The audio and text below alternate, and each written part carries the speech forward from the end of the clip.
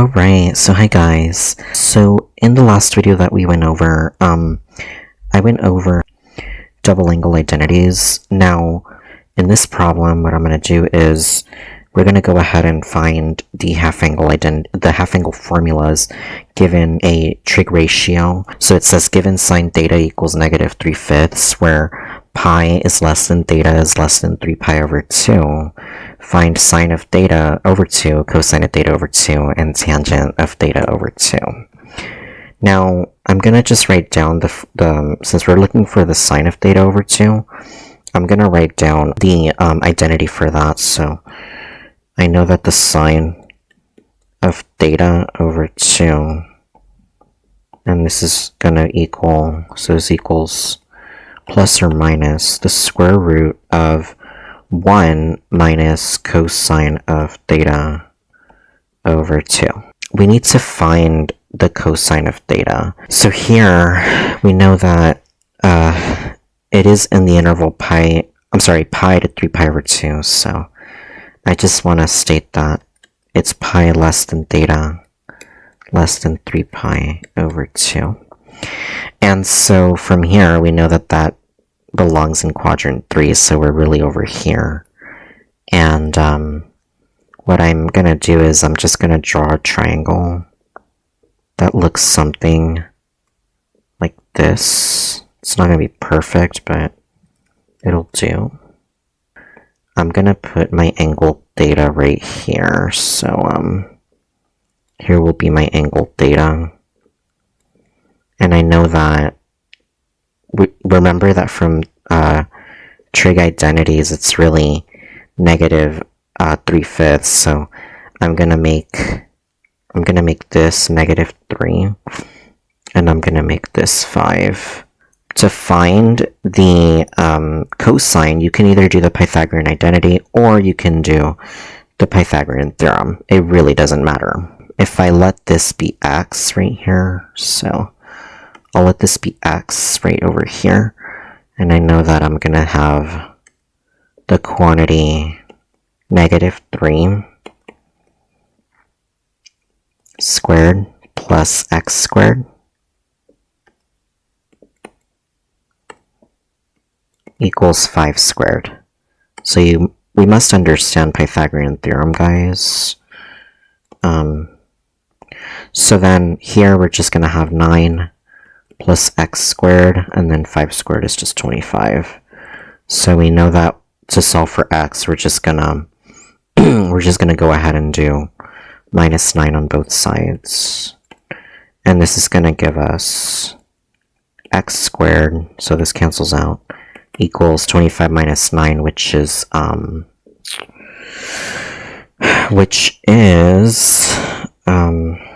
me a second, guys, hold on, which is 16, so it's going to be 16.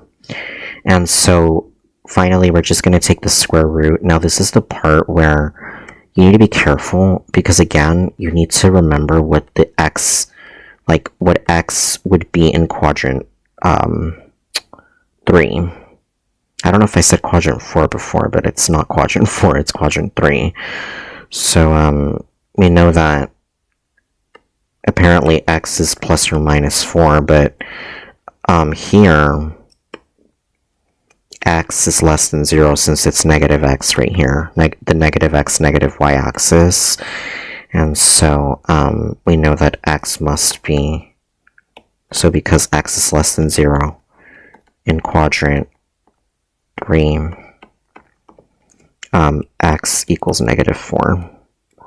Okay, so now we solved for x, so we can just go ahead and put this in for this, right? And so from here, since we finally have the 3 sides, all we really have to do, give me a second, guys. Okay, sorry, guys. All we really have to do from here is we just have to find the cosine of theta, all that good stuff. So we're going to do cosine of theta, and then I know that that is going to be the adjacent side over the hypotenuse, so it's really going to be negative 4/5.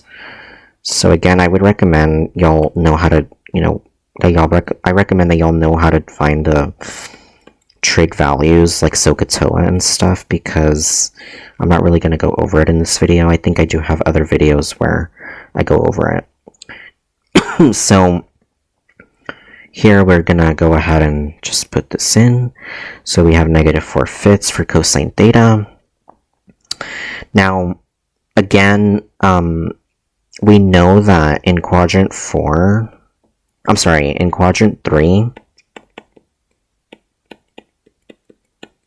where pi is less than theta is less than 3 pi over 2,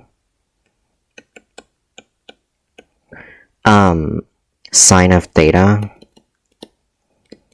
is less than 0, excuse me. Thus, if sine of u if sine of theta is less than 0, then sine of theta over 2 is also less than 0. So I just want to make this very clear, guys. Now we're going to use this rule this fact to go ahead and do this problem. So in this case, I know that I'm going to use the negative square root, so sine of theta over 2 will be negative the square root of 1,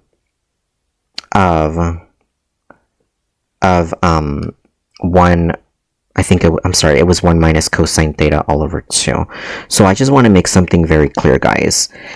If you know that the sine of an angle is less than 0, then sine of half that angle will be also less than 0, and therefore that's why we use the negative square root instead of the positive.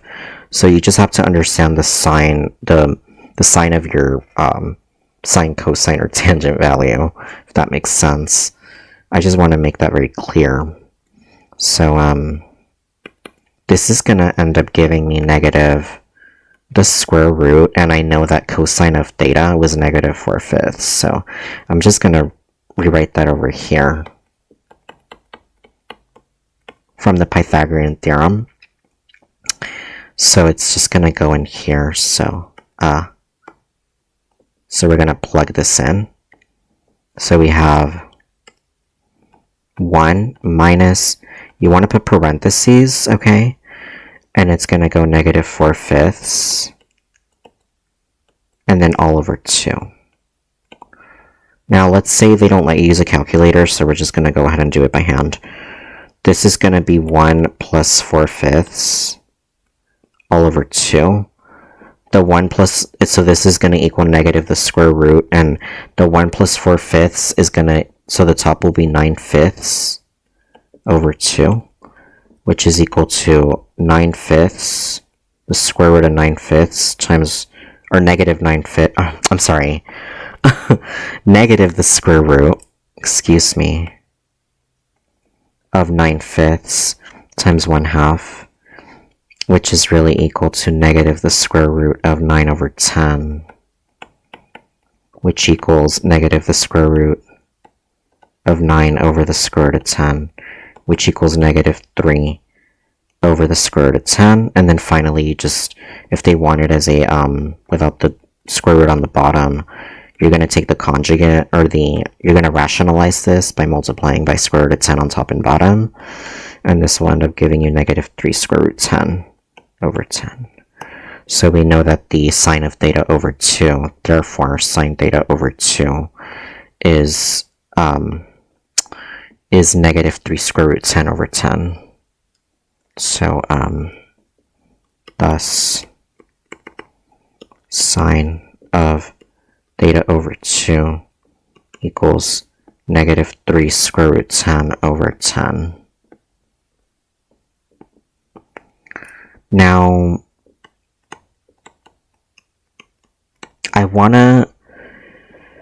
So I don't want to use Pythagorean identity for this because I was going to do something, but never mind, I'm not going to do it. We're going to go ahead and do the cosine of theta over 2 the old-fashioned way. So I know that cosine of theta over 2, again, that one, oh god, that one is plus or minus it's 1 plus or minus the square root of 1 plus cosine theta over 2, so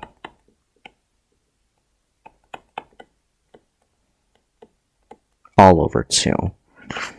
So here we're just gonna go ahead, and since we already have cosine, we're gonna just plug it in. So again, cosine was negative 4/5, so I'm just gonna rewrite that here. Give me a second, guys. And so because cosine of theta is, how do I say it, is negative in quadrant 3, we need to use the negative square root, just like, so it, again, because x is less than 0 in quadrant 3, we need to use, that means that cosine theta is less than 0, so we're going to use the negative square root of 1 plus cosine of theta all over 2. And I know that from my, you know, from doing the Pythagorean theorem previously, we know that the cosine of theta is this, so we're just going to plug it in. So again, guys, I really recommend that y'all understand whether, like, when to do the negative or positive square root, because, you know, there's certain rules, right? I'm not really going to go over them so much in depth in this video because I don't want to drag it on, but I really want to make, you know, if y'all want me to explain it more thoroughly, I can. But you just have to understand, if the cosine of theta is less than 0, then the cosine of half the angle will be less than 0. You just have to apply the basic rules of the signs of sine, cosine, and tangent on all quadrants in order to determine whether you're going to use the positive or negative square roots of the half angle. I hope that makes sense. If not, like I said, please let me know, and I can make a video going more in depth on what I mean by that.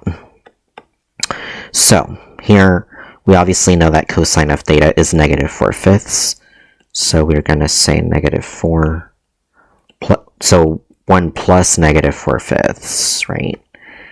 And then all over 2. So this will end up giving me negative the square root of, and it's going to be 1 minus 4/5 over 2.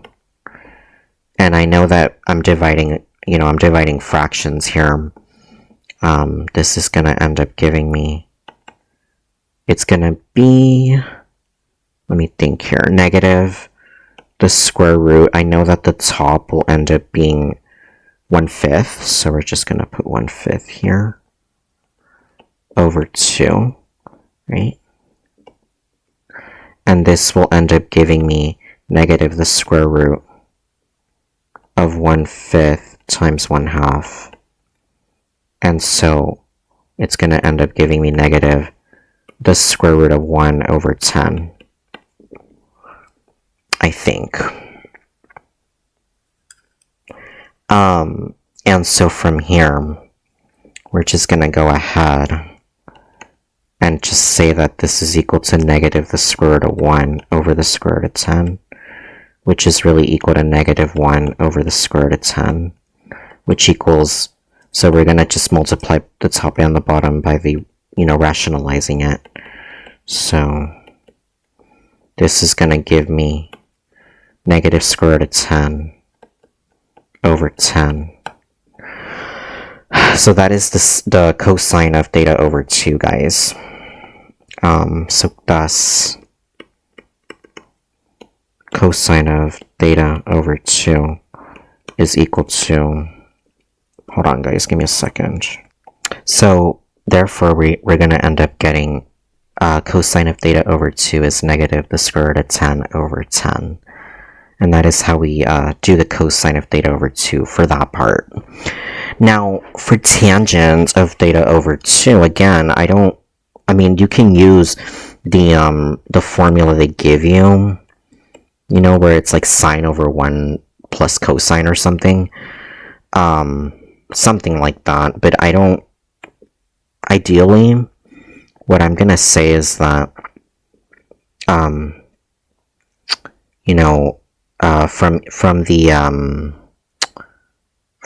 the I forgot what they call them, but because tangent of u is sine of u over cosine of u, we can let u equal to theta over 2, giving us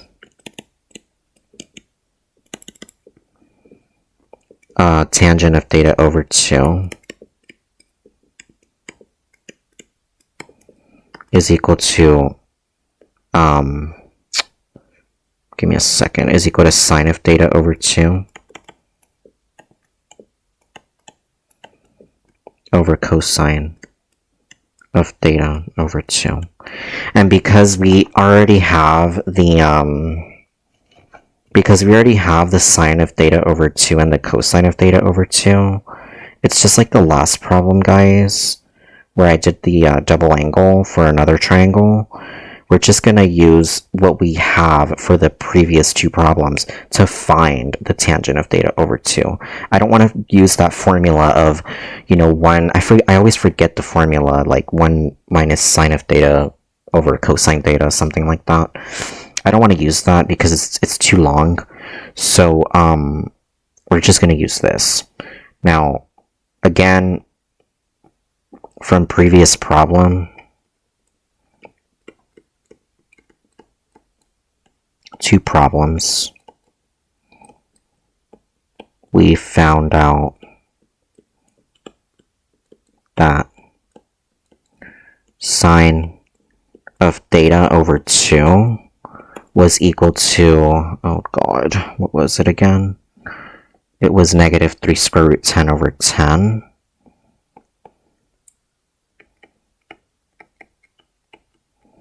And cosine of theta over 2 was, oh my goodness, negative square root of 10 over 10.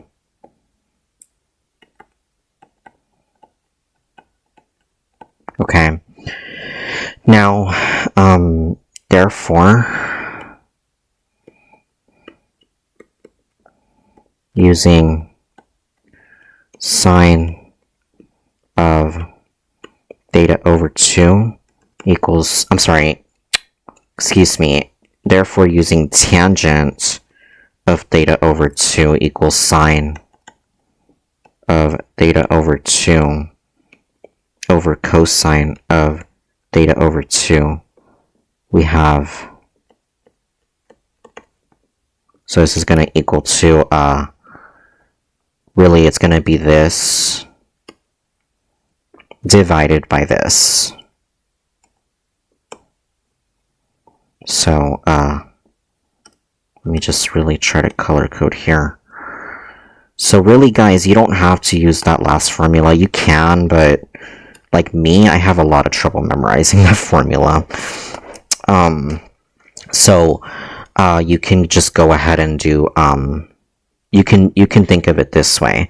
And so, basically, like I said from the last video, use your previous problems as aid to do the tangent of either the double angle or the half angle, just like I did in the last problem.